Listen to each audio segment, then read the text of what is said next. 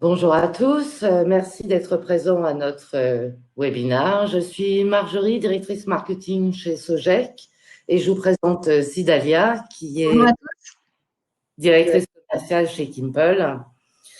Si on a décidé toutes les deux de prendre la parole devant vous aujourd'hui sur ce sujet, c'est qu'en tant que spécialiste d'un côté du jeu web et de l'activation promotionnelle, on souhaitait partager en fait avec vous différents éléments clés et incontournables qui font qu'aujourd'hui, le jeu avec obligation d'achat est un outil formidable, une très belle opportunité, à la fois pour les marques et les distributeurs pour développer leurs ventes. Alors, avant de rentrer dans le vif du sujet, je vous propose quelques éléments de contexte. Le premier, avec ce chiffre que vous voyez là, plus 20% d'augmentation d'utilisation de jeux avec obligation d'achat, depuis 2 ans. Il y a en fait 3 raisons qui contribuent en fait à cette forte évolution. La première, c'est que les jeux ne sont pas soumis à la loi Egalim.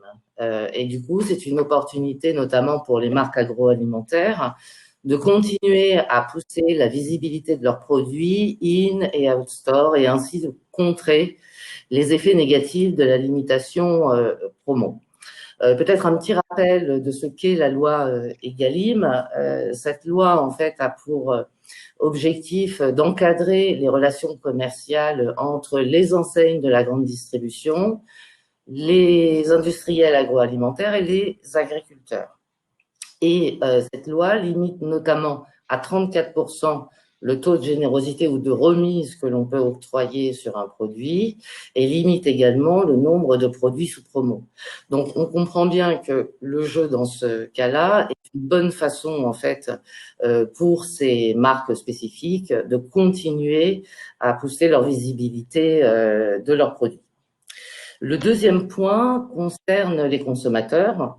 On fait un observatoire de la promotion tous les ans avec Harris Interactive et ce que l'on constate, c'est que près de 60% des personnes interrogées, des consommateurs, sont en attente de jeux. Pourquoi? Parce que ça permet d'avoir une relation différente, privilégiée avec leur marque préférée. Le troisième point, c'est que les jeux avec obligation d'achat permettent d'aller chercher beaucoup plus de résultats business. Il est clair que on a du coup des dotations beaucoup plus fortes et du coup beaucoup plus incitatrices, ce qui permet et ce qui donne une opportunité en fait pour les annonceurs et les distributeurs de développer notamment la quantité de produits achetés par acte d'achat. Autre élément de contexte, on souhaitait partager avec vous un benchmark qui s'appuie sur une expertise assez forte puisqu'on réalise près de 3000 jeux par an et vous donner quelques éléments de repère. Tout d'abord sur la durée d'un jeu, donc en moyenne, un jeu dure à peu près 1 mois. Quand on est sur des jeux avec obligation d'achat, on est plutôt sur une moyenne de 2 à 3 mois, puisque comme on a une mécanique d'upload, en fait, de preuve d'achat, ça permet de laisser un peu plus de temps aux consommateurs. Le deuxième point, c'est sur le taux de conversion, qui est plutôt très bon sur les jeux, puisque à minima, on est à plus de 70% de conversion et on peut même aller à près de 90% si le questionnaire d'inscription est assez léger et si on ne demande que l'email pour participer. Ce que l'on constate aussi, c'est en termes de preuve d'achat, ce qui ressort le plus souvent, c'est le ticket de caisse. Alors, quand on dit ticket de caisse, ça peut être une facture de drive, ça peut être une facture de e-commerce ou un ticket récupéré dans un point de vente. Hein. Mais c'est la preuve, en tout cas, d'achat qui est le plus communément utilisée dans les jeux avec obligation d'achat.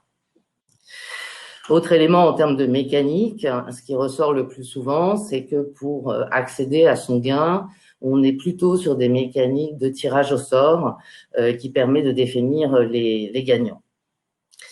Autre élément clé, c'est la captation d'opt-in qui est très importante pendant les jeux, ce qui peut être du coup très intéressant pour une marque afin de pouvoir continuer ensuite le dialogue et la relation directement en fait avec le consommateur, c'est que via ces jeux, il y a une personne sur deux qui s'inscrit à la newsletter de l'annonceur. Autre élément à ne pas oublier, vous le savez, on accompagne en fait le consommateur tout au long de son parcours de jeu avec des emails d'accompagnement et notamment de confirmation. Et ces emails sont envoyés à 100% des personnes qui participent. Et c'est là encore une opportunité pour intégrer un contenu supplémentaire sur la marque, sur le produit, ou pourquoi pas mettre un bon de réduction dedans. Donc voilà, on voulait vous partager en fait ces différents éléments de contexte avant de rentrer dans le vif du sujet. Alors, comment ça va se dérouler? On va voir ensemble différentes parties. On va commencer par la médiatisation et la communication autour du jeu avec obligation d'achat. Puis Sidalia va partager avec vous différents conseils et astuces sur ce type d'opération. On reviendra ensuite sur la partie estimation des résultats et performance pour vous permettre d'estimer votre retour sur investissement. Et Sidalia vous présentera différents cas dans différents secteurs de business case d'opérations que l'on a pu mettre en place. Alors, sur la partie médiatisation, je vous apprends rien, une très belle mécanique ou de très belles dotations. Si le jeu n'est pas visible, effectivement, votre opération ne marchera pas. Mais au-delà de cette évidence, ce qu'on voulait partager avec vous, c'était plutôt l'approche de la médiatisation, comment on va bâtir en fait le plan de communication pour capter un maximum de consommateurs et qu'ils puissent participer au jeu. Il y a un élément clé qu'il faut avoir en tête, c'est l'omnicanalité. Pourquoi?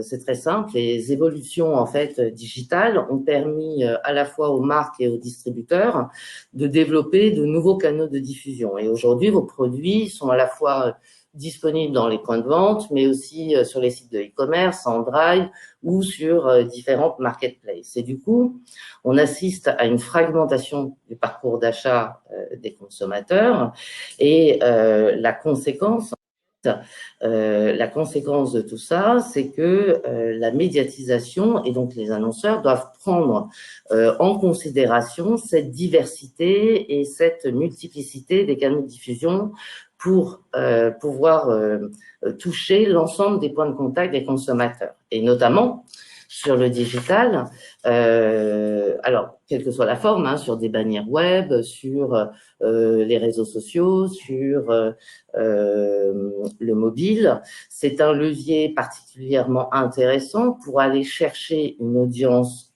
d'un côté massive, mais aussi personnalisée, et ce qui va permettre de générer à la fois du drive to store ou du drive to product. Et en complément, il est important également de valoriser sa présence en point de vente. Alors, sur différentes formes, ça peut être du sticker on pack, ça peut être du stop rayon, ça peut être du totem, de l'affichage. Mais ce qui est important de comprendre, c'est que c'est aussi fondamental d'être au plus proche en fait de l'acte d'achat, et ça permet aussi d'apporter, en tout cas de vous faire émerger par rapport à vos concurrents. Donc, ce qu'il faut bien comprendre dans la médiatisation, c'est qu'il ne faut pas opposer en fait un type de support de communication ou un canal, mais plutôt jouer la mixité et la complémentarité, d'où l'omnicanalité. Voilà. Alors, je vais laisser la parole à Sidalia. Merci Marjorie. Nous allons faire à présent voir quels sont les éléments qui sont vraiment importants à définir pour construire une opération de jeu avec obligation d'achat. Donc, avant de se lancer dans ce type d'opération, il est important de se poser plusieurs questions. La première, à qui est destiné mon jeu? On pourrait se dire d'un premier abord qu'on est destiné uniquement aux acheteurs, mais peut-être qu'en plus, il faudrait être inscrit au programme de fidélité ou encore aux acheteurs, mais oui, mais seulement ceux qui viennent de réaliser leur première vente afin de marquer le coup. Cela sera possible, par exemple, pour les jeux avec obligation d'achat réalisés exclusivement sur le site web de la marque. Deuxième question à se poser, c'est que faut-il acheter pour y participer? Est-ce qu'un simple produit de la marque est suffisant ou faudra-t-il acheter 2 ou 3 produits de la gamme? Ou encore dépenser un certain montant afin de valider ma participation? Troisième question à se poser également, c'est où on peut acheter le produit. Est-ce uniquement un jeu valable en magasin, uniquement sur le web, ou est-ce qu'il s'agit d'une opération multicanale? Et dans ce cas-là, quels sont les critères de validité qu'il faudra prendre en compte pour valider les participations de chaque joueur? La durée de l'opération est aussi importante. On l'a vu tout à l'heure avec Marjorie. En moyenne, on est pour les jeux avec obligation d'achat sur une durée de 3 mois afin de laisser le temps au consommateur de prendre connaissance de l'opération, se rendre en magasin, puis sur le web pour valider sa participation. Mais cette durée peut être réduite dans le cas d'opérations de trade où le jeu est le fruit d'une négociation commerciale entre l'enseigne et la marque et qu'il est en lien avec un prospectus, par exemple. De ce fait, une opération pourrait durer entre 8 et 10 jours. Ou au contraire, on peut avoir des jeux sur une durée beaucoup plus longue, allant de 6 à 12 mois, dans le cas où le produit a une date de limite de consommation assez longue et peut parfois rester en rayon très longtemps. Il peut être déceptif pour le joueur, pour le consommateur, si toutefois le jeu était relayé sur le packaging et qu'il prenait connaissance du jeu une fois que le jeu était terminé. Donc, il est important de vraiment laisser la possibilité aux joueurs, aux consommateurs de jouer sur toute la durée sur laquelle potentiellement le produit peut se trouver encore en rayon. Et enfin, la question à se poser, c'est aussi à quel moment, à quelle occasion je peux lancer ce type de jeu. Et elles sont nombreuses en fait, que ce soit pour un temps fort, comme un événement sportif avec l'Euro qui arrive là bientôt, ou pour un marronnier comme la rentrée ou Noël. Ça peut être aussi pour relayer une opération commerciale, le mois anniversaire de l'enseigne ou les 50 ans de la marque. Ou encore tout simplement pour mettre en avant un produit lors de son lancement ou lorsqu'il change de packaging. Une fois qu'on a pu répondre à toutes ces questions, il est important de définir quel sera le moyen que le consommateur utilisera pour prouver son achat. Il y a plusieurs possibilités, plusieurs façons de faire. La première, on l'a vu avec Marjorie, celle qui est le plus souvent utilisée, c'est le ticket de caisse. Le consommateur achète son produit, prend une photo de son ticket de caisse, puis le télécharge sur le jeu en ligne. Une fois inscrit, sa preuve d'achat remonte dans nos systèmes et nos équipes peuvent alors vérifier la date, le produit, le montant ou encore l'enseigne ou même la ville si toutefois le jeu était spécifique à une zone géographique. Si cette preuve d'achat est bien valide, le consommateur reçoit un email de confirmation. Le ticket de caisse en tant que preuve d'achat est vraiment la méthode la plus utilisée car c'est la solution la plus simple pour la marque puisqu'elle demande très peu de logistique. Tout se fait au moment de cette opération et est vérifié a posteriori. Autre solution pour la marque, c'est le code unique. Cette solution, au contraire, est quelque peu moins utilisée car elle implique une anticipation un peu plus forte de la part de la marque. Il faudra ajouter, par exemple, sur le packaging du produit, ce fameux code unique ou un sticker on-pack directement. Donc, malgré tout, cette solution, même si elle est un peu plus compliquée à mettre en place, elle a beaucoup d'avantages. Elle est déjà plus simple pour le consommateur puisque lui, il aura juste à renseigner son code pour accéder au jeu. Et elle sera aussi plus simple malgré tout pour la marque, car la vérification se fait automatiquement et instantanément. De ce fait, le participant peut de suite savoir ce qu'il a remporté et en avoir la confirmation devant son écran. Ces deux moyens, le ticket de caisse et le code unique que nous venons de voir, sont les plus utilisés dans le secteur de l'agroalimentaire, produits de grande conso ou encore dans la grande distribution. Mais le jeu avec obligation d'achat peut aussi être utilisé dans divers secteurs, par exemple dans le secteur du prêt-à-porter ou encore sur les e-marchands. Et ce sont les deux autres outils utilisés que je vous montre aujourd'hui. On peut avoir le ticket à gratter. Imaginons lors d'un passage en caisse dans une boutique de vêtements, il sera possible de distribuer une carte à gratter contenant là aussi un code en indiquant au client qu'il peut se rendre sur le site web de la marque pour pouvoir remporter son lot. Je vous montrerai juste après justement un exemple intéressant dans ce contexte. Et pour les e-marchands, comment on peut mettre en place un jeu avec obligation d'achat? Tout simplement grâce à la page de confirmation de commande. Si le client se trouve sur cette page, c'est qu'il vient obligatoirement de réaliser son achat. Le jeu pourrait donc être accessible directement sur cette page et c'est vous qui allez décider si oui ou non le jeu s'affiche et à partir, pourquoi pas, d'un certain montant. J'afficherai le jeu, on pourra participer au jeu seulement si la commande excède par exemple 50 € ou seulement si tel type de produit fait partie du panier. Là aussi, je vous montrerai un cas concret avec un acteur du drive. Mais avant ça, on va se pencher sur un autre point qui est très important à prendre en compte lors de l'élaboration de vos campagnes, ce sont les dotations. C'est une question qui revient assez régulièrement chez nos clients. Que puis-je offrir? Combien de gagnants dois-je avoir au total? Ou encore, quelle valeur monétaire dois-je offrir? Alors, avant tout, il faut savoir quel genre de dotation vous souhaitez offrir. Il y a une très grande tendance de fonds qui se dessine depuis quelques temps. C'est le Made in France. 3 Français sur 4 sont prêts à payer plus cher pour de Made in France. Il est donc important de pouvoir offrir des cadeaux de chez nous avec une fabrication française.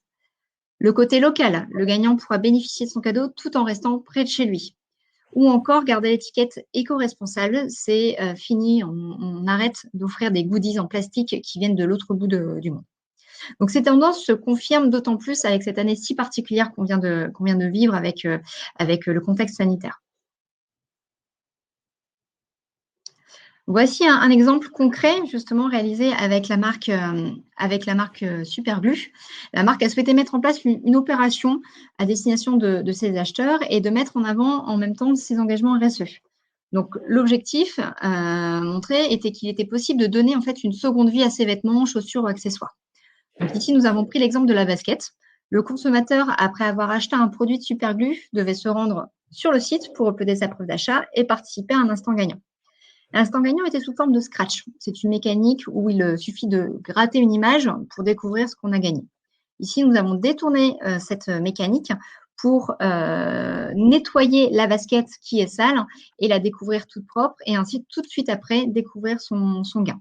Donc, suite à cette action, la page gagnée s'affichait avec le gain remporté et plusieurs dotations ont été offertes. Il y avait soit un web coupon qui lui permettait d'acheter un nouveau produit ensuite en magasin, une box qui était un cadeau qui lui était envoyé par la suite, lui permettant de nettoyer et de customiser lui-même ses baskets. Ou encore, en tirage au sort, une paire de baskets neuves avec un grand choix de personnalisation possible, fait là avec un acteur local. Finalement, sur cet exemple, on retrouve les 3 types de dotations les plus utilisés sur des jeux concours. On va retrouver dans un premier temps les dotations dites transactionnelles. On offre du pouvoir d'achat aux joueurs, que ce soit sur une forme de web coupon, de bons d'achat, de cartes cadeaux. Le but, c'est vraiment de donner ce pouvoir d'achat. Avec cet exemple qu'on voit juste ici, de Vienne, le cadeau qui était offert, en plus des accessoires de la marque, était offert un bon d'achat de 10 € à valeur sur le site. On va retrouver également des dotations dites émotionnelles. C'est un cadeau physique qui peut être un cadeau plaisir, un cadeau en lien avec la marque ou encore un cadeau utile.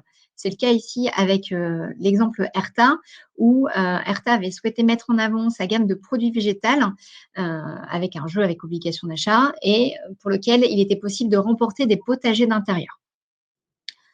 Et troisième type de dotation, ce sont les dotations qui prennent de plus en plus de place aujourd'hui sur les jeux. Ce sont les dotations expérientielles. Au-delà d'un cadeau plaisir, on va vraiment venir offrir un moment privilégié aux joueurs, aux consommateurs, un moment qui va vivre soit en famille, soit avec la marque. Ici, avec l'exemple de Grain de Malice qui s'affiche à l'écran, on était sur un casting mis en place à l'occasion de la Fête des Mères. Et le gagnant, sélectionné par le jury, allait passer une journée complète, une journée de rêve avec la marque pour réaliser un shooting photo. Donc, l'idéal sur vos jeux, cela va être de vraiment venir combiner ces 3 types de dotations pour faire plaisir au maximum de consommateurs. Et autre question que vous allez vous poser, c'est quels sont les paramètres à prendre en compte pour justement construire votre pyramide de dotation. Cette pyramide de dotation, il est important de garder vraiment un équilibre entre plusieurs éléments. Le premier, ça va être la perception du gain par le consommateur. Est-ce que c'est un cadeau qui va lui faire plaisir? Est-ce que ça va lui donner envie de faire l'effort d'y participer? Le deuxième, justement, il est important de prendre en compte l'effort à réaliser par le consommateur. Est-ce qu'on va lui demander d'acheter un produit qu'il a l'habitude d'acheter toutes les semaines ou on va lui demander de faire un effort supplémentaire? Exemple, acheter un pot de Nutella de 1 kg alors que d'habitude, il a l'habitude d'acheter un pot de 250 grammes.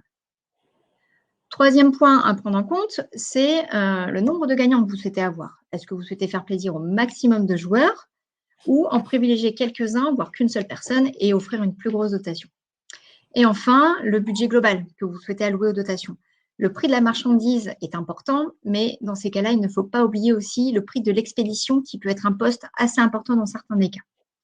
Donc, il est vraiment important de définir ces points afin de trouver vraiment le meilleur mix entre tous pour pouvoir construire votre pyramide. Puisque si la dotation fait rêver, mais que le consommateur doit acheter 2 ou à 3 fois plus que d'habitude, l'effort demandé, malgré la belle dotation, sera vraiment trop important et vous risquez d'avoir très peu de participants sur l'opération. Alors, avant de passer à la suite, Marjorie, est-ce qu'on peut faire un point sur les potentielles questions qu'on a de nos participants? Tout à fait. Sidalia, on a une petite question sur le département. Est-il obligatoire? Pardon. Pardon, il fait très noir d'un seul sur l'île et donc du coup, je suis un peu dans le noir. Alors, le règlement, depuis 2015, il n'est plus obligatoire d'être déposé chez un huissier, j'entends, mais par contre, il est très fortement conseillé d'avoir un règlement sur tous vos jeux où vous allez pouvoir vraiment établir toutes les règles de participation. Qu'est-ce qu'il faut acheter, où est-ce qu'il faut acheter, sur quelle date, et justement aussi de pouvoir venir cadrer un maximum le jeu dans le cas où on pourra avoir des concouristes qui pourraient s'amuser à jouer sans forcément être dans les conditions de participation. Donc, le règlement est vraiment très important et doit être fait de façon très assidue et le mettre en place sur l'ensemble des pages du jeu. Très bien. On va passer sur la partie performance, parce que quand on met en place ce type d'opération, ce qui est important, c'est de pouvoir estimer en fait les résultats de l'opération pour pouvoir arbitrer et surtout calculer le retour sur investissement. Alors, il existe beaucoup de méthodologies, donc elle n'est pas exhaustive, voilà, mais ce qui permet, en tout cas celle-ci, permet de calculer un certain nombre de choses et elle se base sur différents critères en fait rationnels, à la fois sur des données marché et marque, mais également des données qui sont spécifiques en fait au jeu avec obligation d'achat. Pardon. Sur les données marché et marque, ce sur quoi on va s'appuyer, et ça vient de l'annonceur, ça va être la part de marché du produit, le taux de pénétration, le nombre de produits achetés par acte d'achat, ça va être le prix public moyen conseillé, ça va être le réseau de distribution, les priorités, etc., le référencement des produits dans les différents points de vente. S'agissant des données qui sont liées au jeu avec obligation d'achat, il y a différents éléments clés, dont une qui est très importante à avoir en tête, c'est que pour un acheteur qui participe jusqu'au bout dans le parcours du jeu, 4 vont acheter les produits, mais ne pas participer au jeu, parce qu'ils ont oublié, parce qu'ils n'ont pas eu le temps, etc. Donc, ce rapport-là, il est très intéressant parce que ça va permettre de définir et de comprendre les ventes directes des ventes indirectes. Autre point, dans les ventes directes et donc dans les participations au jeu, si tu peux juste revenir sur la slide d'avant, pardon, Sidalia, c'est le fait de supprimer, et pour pouvoir affiner en fait les calculs, on enlève volontairement un pourcentage que l'on constate, qui est assez faible, mais qu'il faut quand même prendre en compte, de participation que l'on va appeler non conforme. C'est-à-dire, c'est pas le bon produit, c'était pas le bon magasin, c'est pas les bonnes dates, ou, et ça peut arriver, des concouristes. Donc, on enlève un pourcentage de 5% en général pour rendre nos calculs un peu plus fiables. Et avec l'ensemble de ces critères, ce qu'on va pouvoir apporter et vous donner comme KPI en fait pour pouvoir calculer votre retour sur investissement, c'est à la fois des éléments très concrets sur les ventes, donc combien je vais générer de ventes directes, donc d'acheteurs qui ont été jusqu'au bout du parcours du jeu, de ventes indirectes, c'est-à-dire combien d'acheteurs en comparaison ont acheté mais n'ont pas participé au jeu, et définir ce qu'on appelle les ventes incrémentales, c'est-à-dire les ventes supplémentaires qui n'auraient pas eu lieu si le jeu n'avait pas été présent. De la même façon, avec les critères qu'on aura vus avec vous, on peut définir du coup le chiffre d'affaires qui sera généré sur ces 3 items, à la fois sur les ventes directes, sur les ventes indirectes et sur les ventes incrémentales. Et on pourra compléter ce principe de tableau de bord, en fait, avec le coût par unité vendue, le coût contact ou le nombre de personnes ou de foyers qui ont été touchés par votre opération. Donc, ces éléments-là, en fait, pour nous, sont très importants parce que ça permet d'avoir une estimation et un prévisionnel et vous donner les moyens et les arguments d'arbitrer, en fait, sur les dotations, sur le budget à mettre en place pour ce type d'opération. Alors, on va… Ouais, je te laisse. Oui, merci. On va à présent présenter plusieurs cas concrets d'opérations réalisées avec nos clients qui ont souhaité mettre en place des jeux avec obligation d'achat et qui remettent en scène un peu l'ensemble des points qu'on vient de voir ensemble aujourd'hui. Donc ici, le premier exemple, on va commencer avec Dulux Valentine, qui, pour l'achat d'un produit de la gamme Color Resist, le consommateur pouvait participer à un jeu 100% gagnant. Donc, il prenait connaissance de l'opération via la PLV présente en magasin, puis se rendait sur le site de la marque.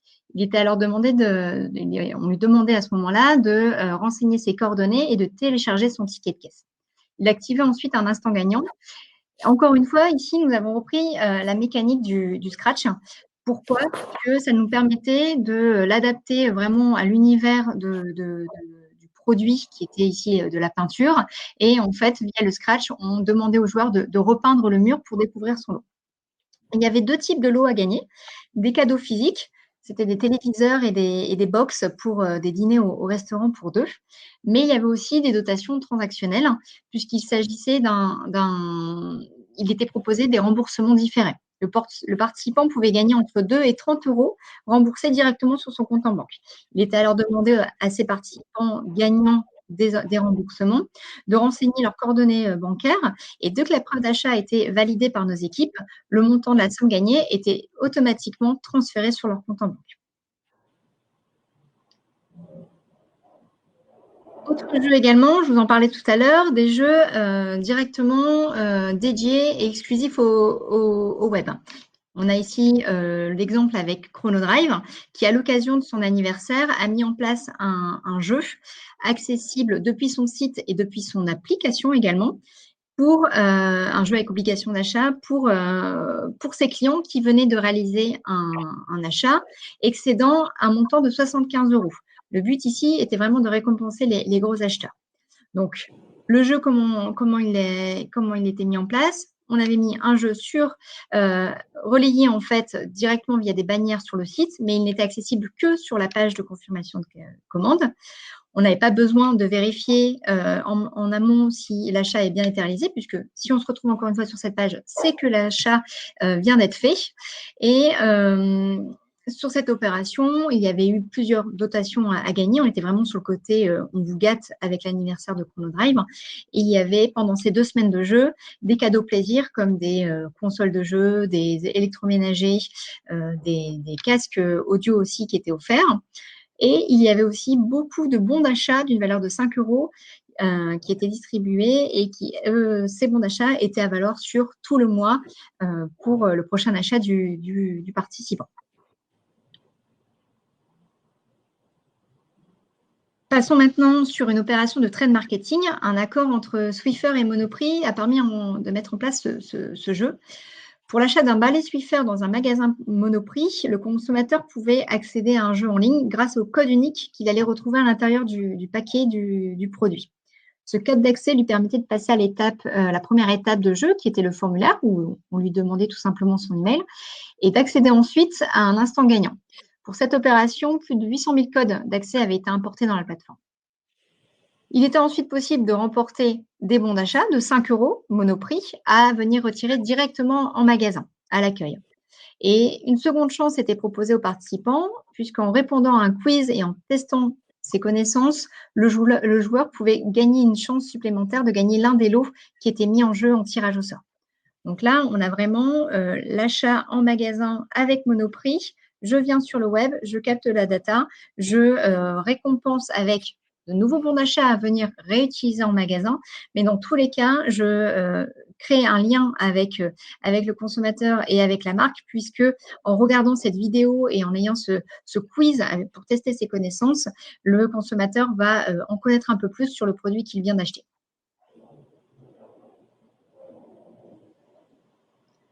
Nouveau cas ici, très intéressant, je vous en parlais tout à l'heure, c'est une mécanique de jeu qui commence sur le point de vente.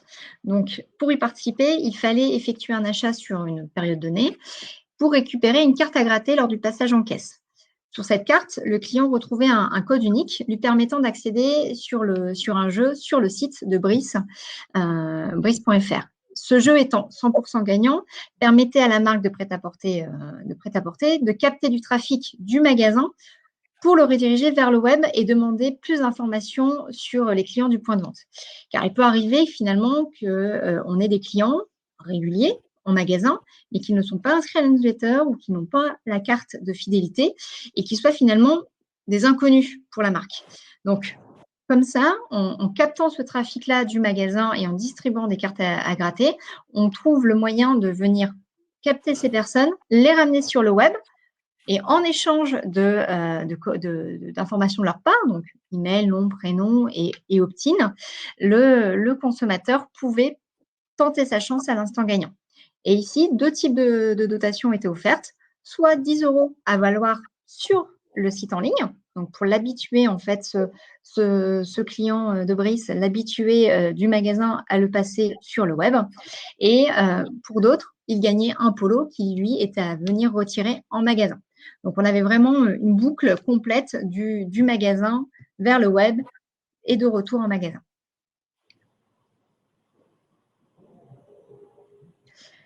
Avant-dernier exemple avec la marque Bayer qui, elle, a choisi de faire un jeu à double entrée.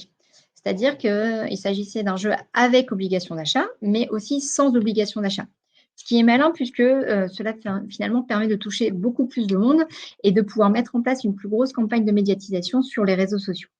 Le scénario était donc le suivant. Le participant se rend sur le jeu, sur le web, complète le formulaire et accède à un instant gagnant. Il pouvait gagner dans un premier temps sur cet instant gagnant des dotations personnalisées en lien avec la marque. Alors là, on était sur des produits de charcuterie, de rillettes. Et finalement, ce qu'on pouvait gagner, c'était des sacs à dos pour le pique-nique, par exemple, ou des web coupons à utiliser en magasin pour l'achat d'un nouveau produit Bayer. Donc, ce qui pouvait être intéressant, puisque ces web coupons allaient vraiment pouvoir activer la vente en magasin et permettre du coup à ces joueurs, à ces consommateurs, d'accéder à la seconde partie du jeu qui permettait de s'inscrire à un tirage au sort pour potentiellement gagner la plus grosse dotation. Mais pour cela, il fallait renseigner un code qui était disponible uniquement sur les stickers on pack, sur directement les produits Bayer. Donc, la dotation finale était, donc, elle, soumise à obligation d'achat, contrairement aux autres. Et cette dotation était un chef à domicile pour un repas de 20 personnes à la maison. Ce type de dotation a vraiment connu un véritable boom cette année, surtout avec le contexte actuel. Offrir des expériences, offrir des moments privilégiés en famille, c'est vraiment quelque chose d'intéressant et d'attendu de la part des consommateurs. Et enfin, pour terminer, je souhaitais vous montrer un dernier exemple de jeu avec obligation, mais qui n'était pas lié à un achat.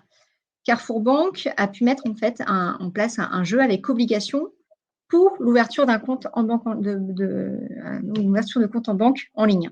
Le participant pouvait gagner X € seulement si il avait ouvert un compte en banque et utilisé dans les 3 mois suivant l'ouverture.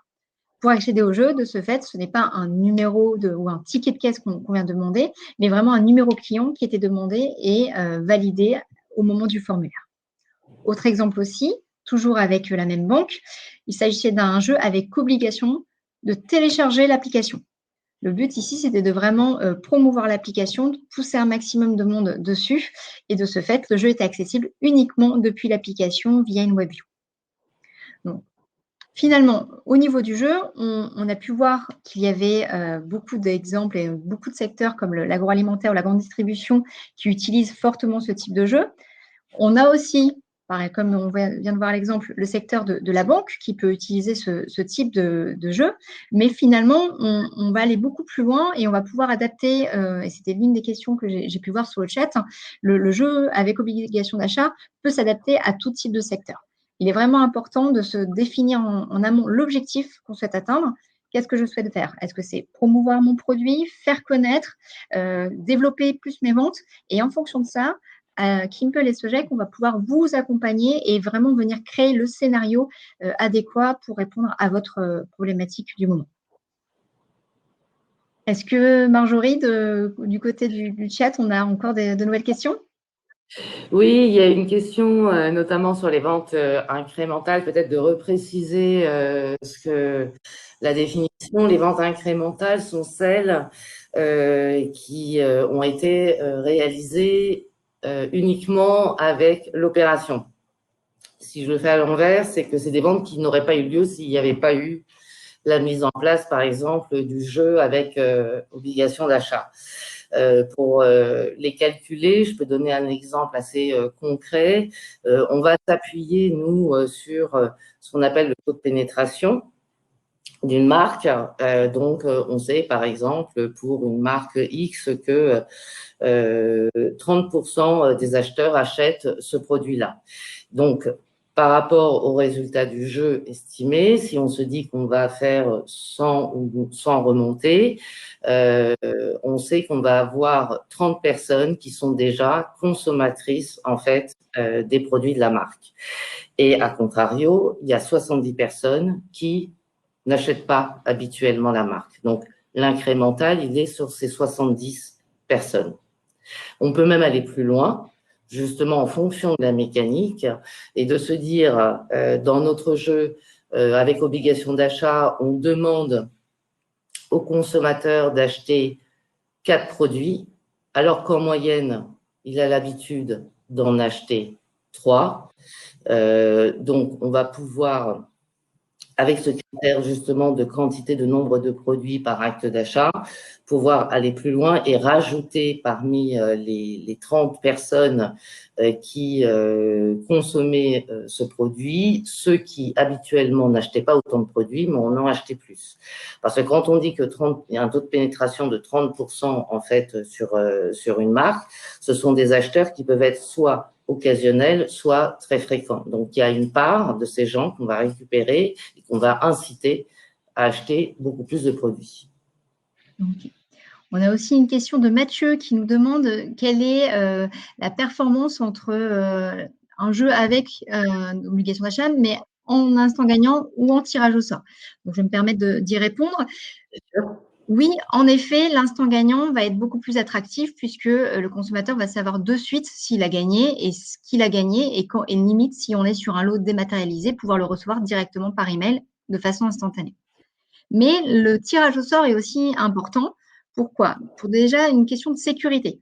Dans le cas où vous souhaitez faire gagner un gros lot, un séjour, une voiture, le fait de le distribuer de façon instantanée, même si on a un code qui permet de prouver que la personne a acheté, il est toujours intéressant de venir contrôler l'entièreté de sa participation et de venir vérifier que son code n'a pas été réutilisé ou que la personne n'a pas été tentée de gruger, entre guillemets. Donc, le côté instant gagnant, oui, mais pour des dotations plus petites. Et on peut aussi combiner les deux, proposer de l'instant gagnant et avec un gros lot en tirage au sort qui sera proposé. Le tirage au sort peut être pas pénalisant, mais en tout cas être moins impactant, en effet, si on est sur un jeu qui va durer 3, 4, 6 mois ou même 1 an et qu'on doit attendre X temps pour avoir la réponse en fait, du tirage au sort,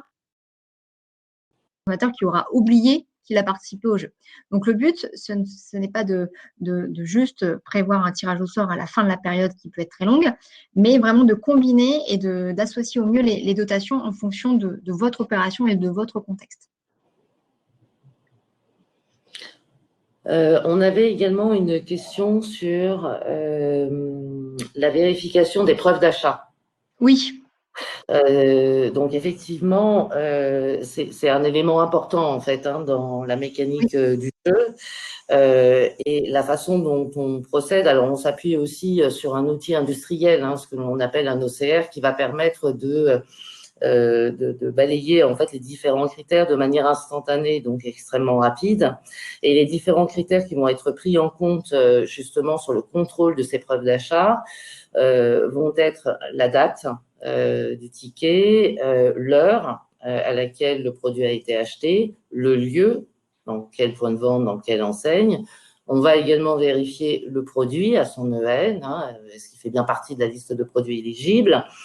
Il faut également que le ticket soit complet et non pas coupé hein, pour éviter les faux tickets. Et on va ensuite dédoublonner, voir si on a déjà eu ce type de ticket de façon antérieure.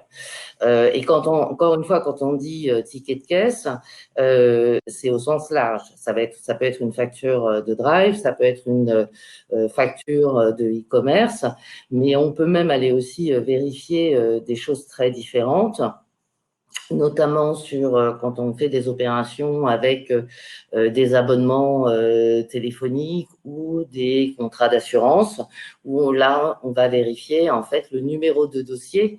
On organise très simplement hein, un flux sur tous les numéros de dossier qui sont ouverts entre l'annonceur et nous, et on va ensuite croiser avec le contrat qui sera uploadé sur la plateforme. Donc, on arrive aujourd'hui à balayer en fait l'ensemble des secteurs pour s'adapter à leurs contraintes en fait de preuve d'achat.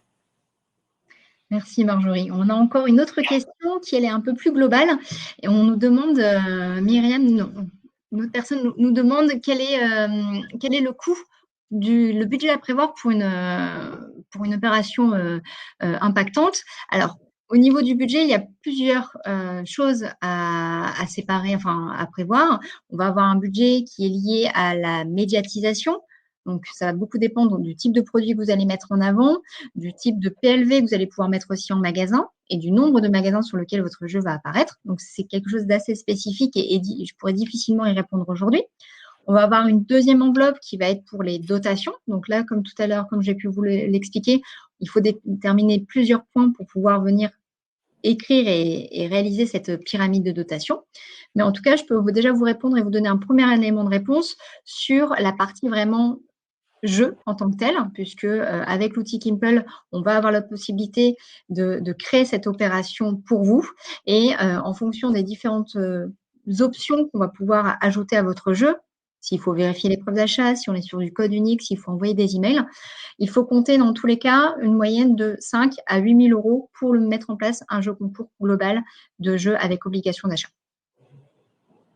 sur un instant T. Je ne sais pas si j'ai répondu à votre question. Dans tous les cas, l'idéal, c'est vraiment de prendre contact avec nous, avec Marjorie et moi-même, pour qu'on puisse, sur votre cas en particulier, réfléchir et vous donner une recommandation vraiment détaillée et de ce fait aussi un budget en adéquation.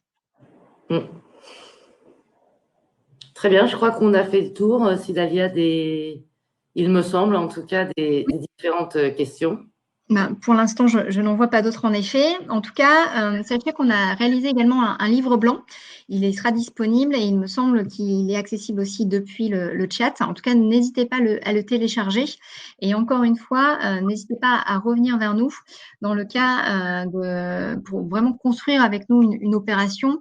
N'oubliez pas qu'avec Kimple et Sogec, on a la possibilité de vraiment de vous accompagner de A à Z sur l'opération, que ça soit sur la partie médiatisation, réalisation de la PLV en magasin, sur aussi la data que vous allez collecter. Le but, c'est vraiment de venir collecter, certes de la data, mais de qualité. Donc, venir vérifier en temps réel que l'email, l'adresse postale ou le numéro de téléphone qui est donné par le joueur est correct.